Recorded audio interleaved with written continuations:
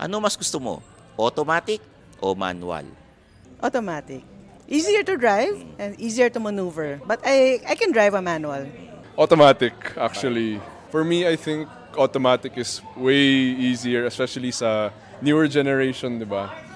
I drive a manual, mas gusto ko i-drive ang automatic for the convenience. Kasi medyo sa Metro Manila, very traffic. So, mas convenient talaga ang automatic, lalo na pag na-stuck ka sa traffic.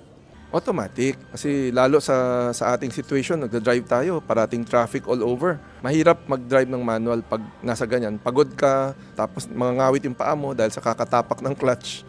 Both. Pili ka na isa. Both. Both.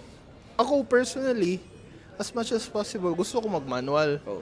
Pero, hindi natin ipagkait na okay rin i-drive ang automatic. Napapagod na sila Alam mo na, yung traffic sa Manila, may mga tao na hindi na nila physically